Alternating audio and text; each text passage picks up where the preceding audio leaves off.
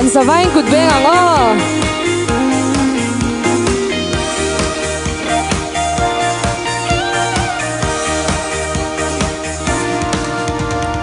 cây cần nên hi xóa lệ riêng choang na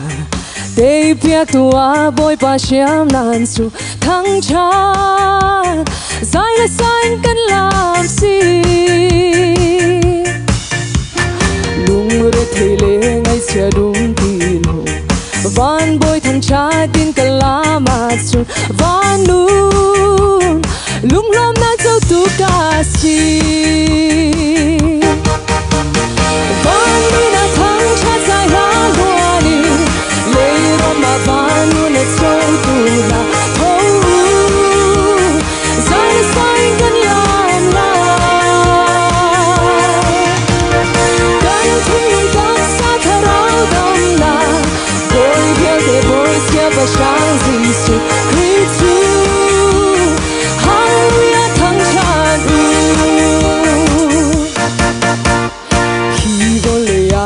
cho na tâm in lê lâu su lê ngôn cho lê và cắn sâu suy sẽ làm bi o cái thạc lâu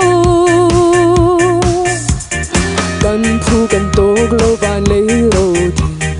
thiang tha rau lạc song ở cắn tết mi và nun su cho làm bi o thạc si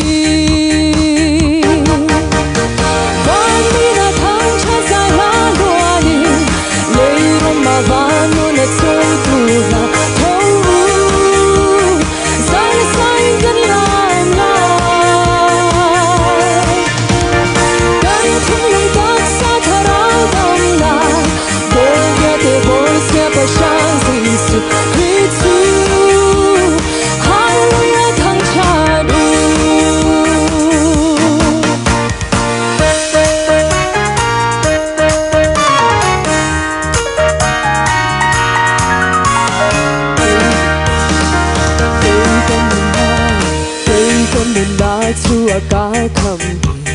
Giêsu Christ thăng chát lệ giải là sa làm hi kết than nuông na bi ca si khi vô lệ ram các chúa ta tiki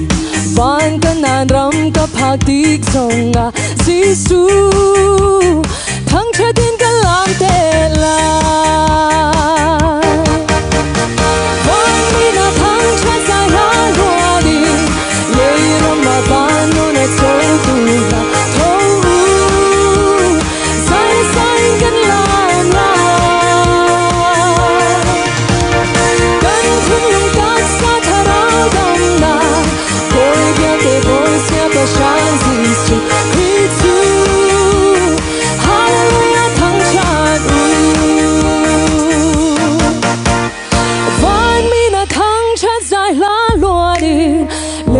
mà van nó na châu tu na thâu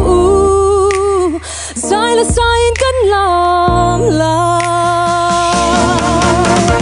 cần thi các sa thà ra đam na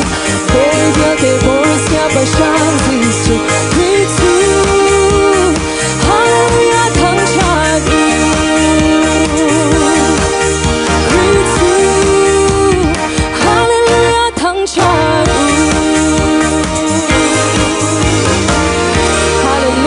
Paro pulvero se, colomé.